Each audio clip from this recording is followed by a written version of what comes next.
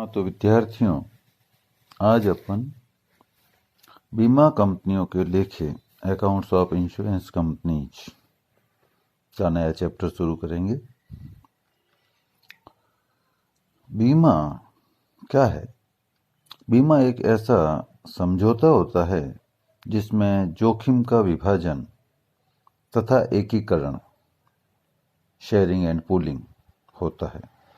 इसके अंतर्गत बड़ी संख्या में लोग कोष में अंशदान देते हैं और उसमें से उस व्यक्ति को क्षतिपूर्ति की जाती है जिसे नुकसान या हानि हुई है। बीमा दो पक्षों के बीच एक ऐसा प्रसंविदा कॉन्ट्रैक्ट है जिसके अनुसार बीमाकार एक निश्चित प्रतिफल के बदले बीमा पात्र की किसी भी प्रकार की हानि होने पर या किसी विशेष घटना के घटित होने पर क्षतिपूर्ति करने का उत्तरदायित्व स्वीकार करता है।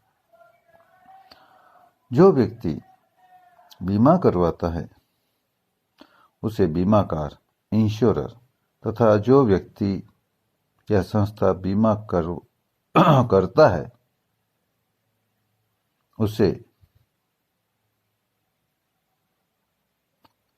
ऐसा है वापस जो व्यक्ति बीमा करता है उसे तो इंश्योरर या बीमाकार कहते हैं तथा जो व्यक्ति बीमा करवाता है उसे इंश्योर्ड या बीमा पात्र कहते हैं। प्रथम विधि के लिए बीमा पात्र द्वारा बीमाकार को प्रतिफल के रूप में प्रीमियम का भुगतान किया जाता है। बीमाकार जब भी कोई हानि होती है या घटना के घटित होने पर बीमा पात्र को दावे के रूप में, क्लेम के रूप में राशि का भुगतान करता है। जितनी रकम का बीमा करवाया जाता है उसे बीमा की रकम या अमाउंट इंश्योर्ड कहते हैं। भारत में बीमा संबंधी कार्य के लिए बीमा अधिनियम 1938 लागू होता है। बीमा प्रथम विधि मूल रूप से दो प्रकार के होते हैं, एक जीवन बीमा और दूसरा सामान्य बीमा। सबसे पहले अपन लेंगे जीवन बीमा। जीवन बीमा प्रथम विधियों के अंतर्गत एक निर्धारित प्रीमियम के बदले जीवन बीमा पॉलिसी की राशि या तो एक निश्चित अवधि के बाद या मृत्यु होने के बाद भुगतान की जाती है। 1956 के बाद भारत में यह कार्य भारतीय जीवन बीमा निगम, life insurance corporation of India द्वारा किया जा रहा है, जो कि बीमा व्यवसाय के राष्ट्रीयकरण की देन है। वर्तमान में भारतीय state bank, ICICI prudential, Kotak Mahindra, Max New York, Reliance, Birla sun life आदि कई निजी संस्थाओं के द्वारा भी जीवन बीमा का व्यवसाय किया जा रहा है। जीवन बीमा सामान्य बीमा की भांति क्षतिपूर्ति का प्रसंविदा न होकर के आश्वासन का प्रसंविदा माना जाता है। भारत में जीवन बीमा बीमा अधिनियम 1938 तथा जीवन बीमा अधिनियम 1956 के प्रावधानों के अंतर्गत संचालित किया जाता है। सामान्य बीमा पॉलिसियों की तुलना में सामान्य बीमा पॉलिसियां नॉर्मली 1 वर्ष या इससे अधिक अवधि के लिए जारी की जाती है, पर बीमा पॉलिसी जो जीवन बीमा की पॉलिसी होती है वो दीर्घ अवधि के लिए जारी होती है, जो एक पूर्व निर्धारित अवधि से लेकर बीमक के पूरे जीवन काल के लिए भी हो सकती है। इन जीवन बीमा प्रसंविधियों के अंतर्गत एक किस्त, एक से अधिक किस्तों तथा वार्षिकी एनुटीज की अवधि के रूप में पुनर्भुगतान का प्रावधान भी किया जा सकता है। जीवन बीमा पॉलिसियां पूर्व निर्धारित बीमा अवधि की समाप्ति पर या बीमित व्यक्ति की मृत्यु पर परिपक्व हो जाती है। कभी कभी निर्धारित अवधि के लिए जारी पॉलिसी के धारकों की अवधि समाप्त होने से पहले ही मृत्यु हो जाने पर पूर्ण बीमा राशि का भुगतान करना पड़ता है और कंपनी को पॉलिसी पर मिलने वाला शुल्क जो प्रीमियम होता है वो मिलना बंद हो जाता है। इसी प्रकार वार्षिकी संबंधी संविधानों में कंपनी को प्रीमियम तो एक बार ही मिलता है, परंतु वार्षिकी धारक को वार्षिकी का भुगतान आजीवन करना पड़ता है। प्रत्येक व्यक्ति की मृत्यु तो एक अत्यंत ही अनिश्चित घटना होती है, इसलिए किसी भी पॉलिसी के संबंध में बीमक का कुल दायित्व कितना हो सकता है, ये एक अत्यंत ही अनिश्चित प्रश्न माना जाता है। अतः व्यापार गृहों द्वारा वर्ष भर में प्राप्त कुल आय में से अवधि का खर्च घटाने पर ज्ञात होने वाली राशि को लाभ की भांति जीवन बीमा कंपनी वर्ष भर में प्राप्त प्रीमियम को आय के रूप में नहीं मान सकती है। किसी भी दिन इन जारी की गई पॉलिसियों के संबंध में कुल दायित्व का जो अनुमान लगाया जाता है उसकी तुलना में कंपनी के पास एकत्रित निधि मतलब एक्युमुलेटेड फंड जितनी अधिक राशि की हो वही आधिक्य कंपनी का लाभ माना जाएगा। किसी भी समय बीमक के दायित्व की गणना एक बहुत ही जटिल गणितीय प्रणाली है जिसका संचालन बीमांकित मतलब एक्चुअरीज द्वारा किया जाता है। अब अपन जीवन बीमा व्यवसाय के संबंध में कुछ प्रयुक्त होने वाली विशिष्ट शब्दावली का अध्ययन करेंगे।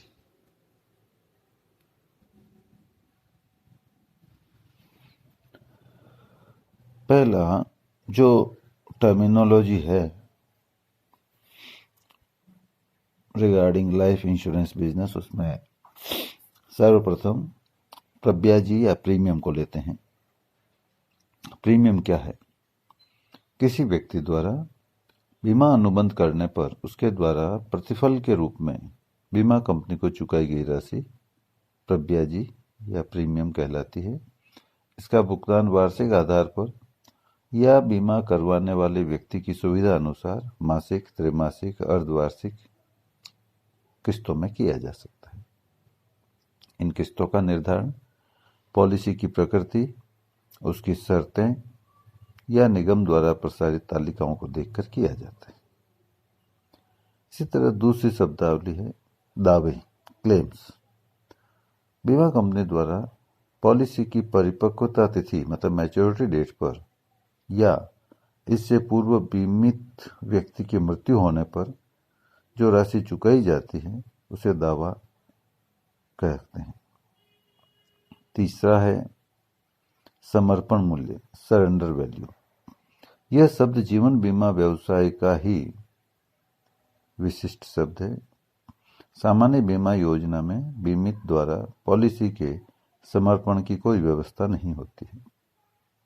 जीवन बीमा में पॉलिसी धारक व्यक्ति अपना प्रीमियम जमा करवाने की क्षमता अपनी और अपने परिवारजनों की सुरक्षा की व्यवस्था के अनुरूप एक निश्चित अवधि की पॉलिसी लेता है।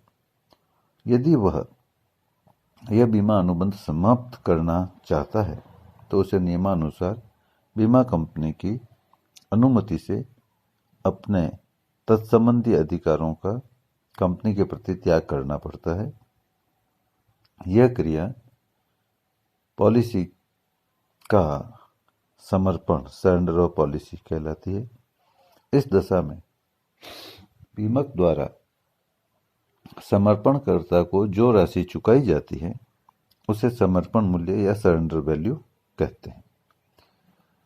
भारतीय जीवन बीमा निगम की व्यवस्था के अनुसार निगम ऐसी बीमा पॉलिसियों का ही समर्पण स्वीकार करता है जिन पर कम से कम 2 वर्ष का नियमित प्रीमियम चुका दिया गया है। चौथा शब्द है बोनस या अधिलाभ। पॉलिसियां लाभ रहित या लाभ सहित होती है और इन दोनों में मुख्य अंतर बोनस को लेकर ही होता है। प्रत्येक पॉलिसी में एक निश्चित राशि लिखी होती है, परंतु यदि लाभ सहित पॉलिसी ली गई है तो पॉलिसी धारक को पॉलिसी की परिपक्वता तिथि पर चुकाए जाने वाले क्लेम में निर्धारित बीमा राशि के अतिरिक्त बोनस का भुगतान भी होता है, जितना कि कंपनी समय समय पर घोषित करती रही है। बीमा व्यवसाय की यह एक विलक्षण व्यवस्था है कि इसमें अर्जित लाभ का जितना भाग लाभांश वितरण के रूप में अंशधारियों को दिया जाता है, उससे कई गुना अधिक भाग पॉलिसी धारकों को बोनस के रूप में वितरित किया जाता है। इससे भिन्न लाभ रहित जो पॉलिसी होती है उसमें पॉलिसी की परिपक्वता पर बोनस नहीं दिया जाता, केवल निर्धारित राशि सम एश्योर्ड का ही भुगतान किया जाता है। अधिकतर पॉलिसियां लाभ सहित शर्तों पर ही बेची जाती हैं। इसके बाद है जीवन बीमा पॉलिसीज के प्रकार। पर कुछ शब्द बोनस के बारे में और दिमाग में आ रहे हैं मेरे, जैसे bonus in reduction of premium है, कैश बोनस है, रिविजनरी बोनस है, तो उनके बारे में भी अपन थोड़ा डिस्कस कर लें कि निर्धारित अवधियों के अंतराल में बीमा निगम में बीमा की मतलब एक्चुअरिटीज निगम द्वारा जारी की गई पॉलिसियों के संबंध में बकाया दायित्व की गणना करती है। इस तिथि को निगम के संचित कोष मतलब एक्युमुलेटेड फंड का शेष इस बकाया दायित्व से जितना अधिक ज्ञात किया जाता है या आंका जाता है वही निगम का लाभ माना जाता है। इसे अपन उदाहरण से भी समझेंगे। इस लाभ का वितरण अंशधारियों तथा पॉलिसी धारकों में कर दिया जाता है। पॉलिसी धारकों को रोकड़ बोनस या प्रब्याजी में कटौती के रूप में बोनस, जिसको bonus in reduction of premium, या परिपक्वता पर प्रत्यावर्ती बोनस मतलब रिविजनरी बोनस, इन 3 रूपों में बोनस का लाभ मिलता है। यह तभी मिलता है जब एक्युमुलेटेड फंड एक्चुअरिटीज द्वारा कैलकुलेट किए गए दायित्व से अधिक होता है, अर्थात लाभ होता है। यह बोनस प्रायः पॉलिसी की परिपक्वता पर दावे के साथ ही बीमित को या उसके उत्तराधिकारी को प्राप्त होता है।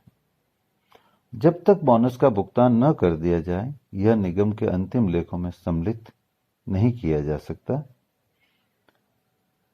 दावे के साथ जब इसका भुगतान होता है तो इसे प्रत्यावर्ती बोनस रिविजनरी बोनस कहते हैं। जिन अवधियों के लिए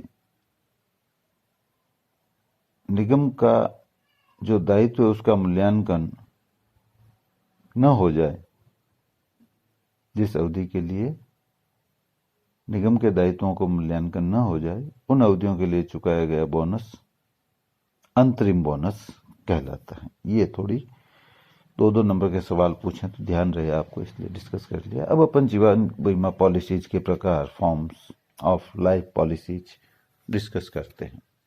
कि जीवन पॉलिसीज कितना कितने प्रकार की होती है।